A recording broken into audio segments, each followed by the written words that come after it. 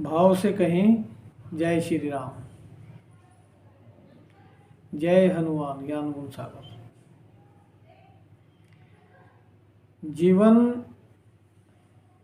जीवन जीने की एक कला है और जीवन में हमें जो भी कुछ करना हो महत्वपूर्ण करना हो, सत्कर्म करने हैं। सत्कर्मों में रहते हुए यदि हम अपना जीवन गुजारेंगे तो जीवन महत्वपूर्ण होगा, जीवन सार्थक होगा। कर्मों का फल, यदि हम सुकर्म करेंगे, अच्छे कर्म करेंगे तो हमें जीवन में सुख और शांति मिलेगी।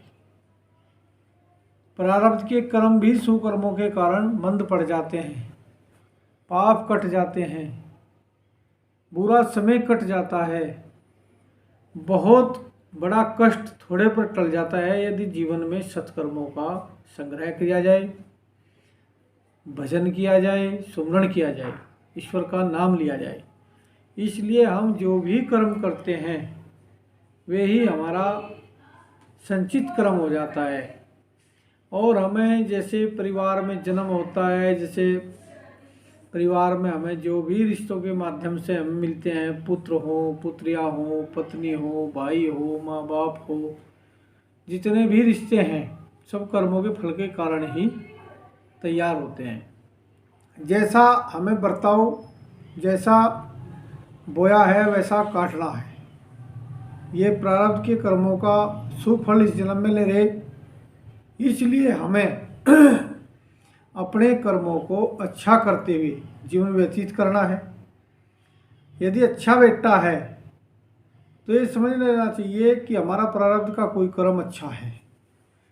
यदि जीवन में कोई रिश्ता कोई टेंशन दे रहा है जीवन में, या कोई खराब है, या विचार नहीं मिल रहे किसी से, कोई रिश्ता बेटे का हो, चाहे माँ का हो, बाप का हो, पत्नी का हो, भाई का हो, किसी रिश्तेदार का हो, तो भी हमारे कर्मों का फल ही है। वो हमें काटना है, क्योंकि जैसा बोया है वैसा काटना है। इसलिए कर्म फल समझ के वो हमें भोगना ही है। और हमें यदि जीवन में दुख भी है और कुछ सुख शांति में भी कमी है तो भी उसके मिटाने का सिर्फ एक ही परम साधन है, वो है भगवान का नाम और सत्कर्मों में लिप्त जीवन।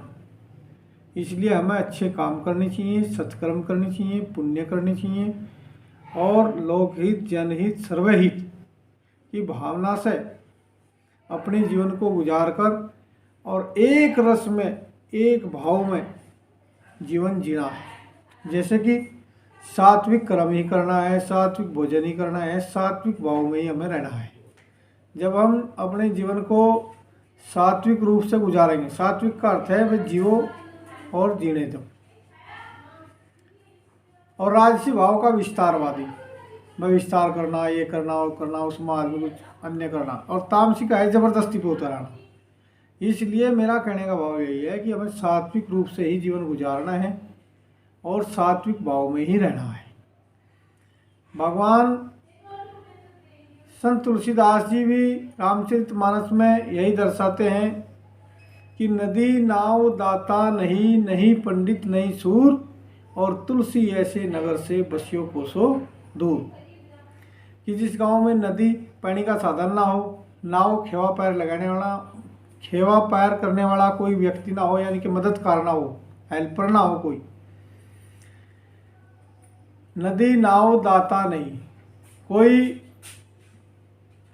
दाता नहीं, दाता का मतलब दान, कोई ऐसा मतलब भाव जो गांव में किसी चीज़ की ज़रूरत है, शिक्षालय बनना हो, विद्यालय बनना हो, महिला देवालय बनना हो, तो उसमें कोई बढ़ चढ़ के हिस्सेदारी ना कर सके, बढ़ चढ़ सके भाग ना ले सके, दाता नहीं, नहीं पंडित नहीं सूर। पंडित का मतलब है ज्ञानी। जिस गांव में कोई कुछ लोग ज्ञानी नहीं है, और सूर मैंने है बहादुर, नहीं कोई बहादुर है, यदि गांव में कोई आफत है कि सब कायरी बसे, तो तुलसीदास जी ने दर्शाया है कि ऐसे गांव को छोड़ के कहीं दूर चले जाना चाहिए। तो कहने का भाव यही है कि हमें अपने वातावरण को ऐसा बनाना है जो मधुर हो, अच्छा हो, सच्चा हो, नेक हो और सुपथ हो, जहाँ अच्छे कर्मों का संग्रह हो सके, जहाँ जीवन सार्थक जिया जा सके और जहाँ कुछ अच्छा करने के अवसर हों, कुछ सीखने के अवसर हों और कुछ गाइडर भी हों, दिशा निर्देशक हों, जहाँ कुछ अच्छा किसी से हम कुछ दे सकें और जहाँ कुछ अच्छा सीख सकें यानी कि ले सकें। तो गीता जी में भी साफ शब्दों में कहा है रामानंद सागर जी ने कि भगवान श्री कृष्ण जी की वाणी है कि भावना से बढ़कर कर्तव्य निमित्था है बलिदानों से, और दीपक जलने की रीत ना छोड़े डर करके तूफानों से। यानी कि कहने का भाव यही है कि भाव तो कर लिया मैं, लेकिन कर्म ऐसे कर नहीं रहे अच्छे, सुकर्म हम कर नहीं रहे। भावना से नहीं काम चलने का मेरे भाई, कर्तव्य कर्म भी निभाना पड़ेगा, उस पथ पर चलना पड़ेगा और अच्छा काम करना पड़ेगा, तभी अच्छा होगा। भावना से बढ़कर कर्तव्य निमित्था है बलिदानों से, उसमें कुछ ना कुछ मेहनत, परिश्रम, पसीना बहाना पड़ा है, कुछ अच्छा करने के लिए कठोर तप करना पड़ा है, बलिदान भी करना पड़ा है, छोड़ना भी पड़ा है, त्यागना भी पड़ा है, और धन का, समय का, व्यवहार का, चिंतन का, ये सब देना पड़ता है। और दीपक जलने की रीत ना छोड़े डर करके तूफानों से।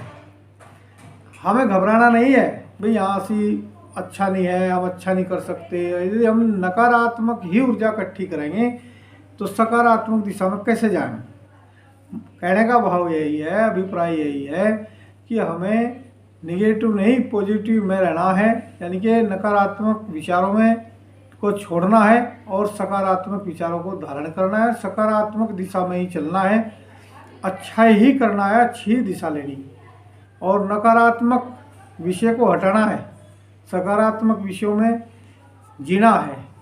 भाव में जो है अच्छा हो, जैसे अच्छे भाव से हम रहेंगे मन पवित्र रहेगा, वैसे ही विचार रहेगा। सत चित आनंद, कहने का भाव यह है कि यदि सत्य विचारधारा होगी तो जैसी सत्य विचारधारा होगी वैसा ही हमारा चित्त होगा, और जैसा चित्त होगा वैसा ही आनंद होगा। यानी कि सत्य चित्त आनंद, यानी कि जैसा सच्ची विचारधारा होगी उसके अनुरूप चित्त होगा, और जैसा चित्त होगा वैसा ही चरित्र होगा, और जो चित्त में चित्र है उसी के अनुरूप चरित्र है। हम क्या सोचते हैं, क्या धारण कर रखा, क्या हमें सीखने की भावना है, क्या करने की भावना है। इसलिए मेरे भाई जो साधारण शब्दों में बताऊं भाई, भूखे को अन्न और प्यासे को पानी, और जिसने इस पायदान में अपनी ज़िंदगी जी ली बस नु समझो उस पर प्रभु की मेहरबानी। तो हमें जो है सेवा भाव रखना, हर प्रकार से सेवा व्रत लेके जीवन जीना है भाई। दीन दुखियों के जो दुख हैं उन्हें हरने की कोशिश करो, उनकी सेवा करो, जितनी अपनी सामर्थ्य है। सामर्थ्य को ना दोष गोसाई, जितनी अपनी सामर्थ्य है उतना आप कोशिश करो। सामर्थ्य से आगे नहीं हो रहा, परमात्मा से प्रार्थना करके छोड़ दो, भगवान भला करिए, यही हमारा विषय है।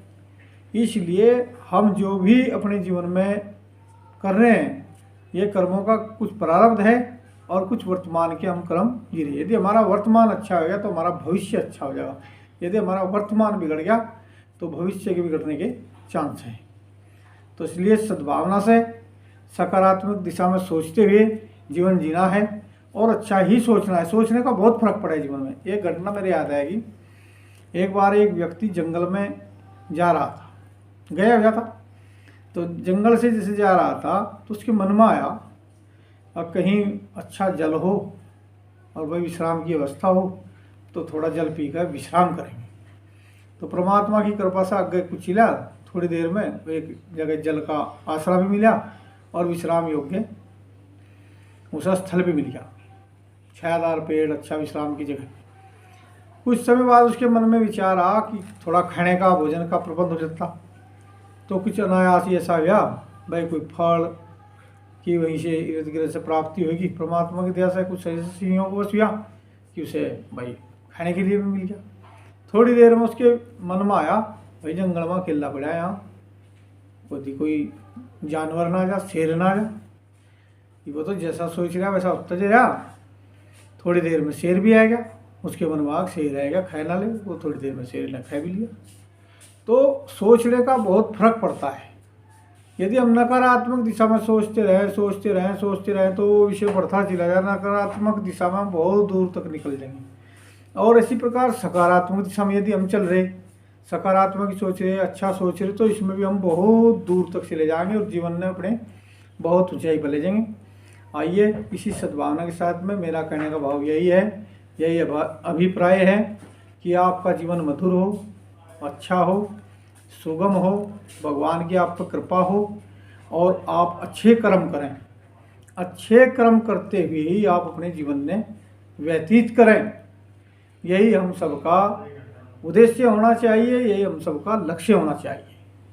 जीवन जो है किसी लक्ष्य के बिना ऐसा है जीवन जैसा बिना स्टीयरिंग की गाड़ी, वह कहीं भी जा सके। इसलिए हमें अपना लक्ष्य निश्चित करना चाहिए और लक्ष्य हमारा परमात्मा के और होना चाहिए, परमात्मा के और शुभ कर्मों के बीच में जीते हुए जीवन गुजारना चाहिए। भाव पुनः वही है कि सत्कर्मों में जीवन बीतते, अच्छे कर्म हो।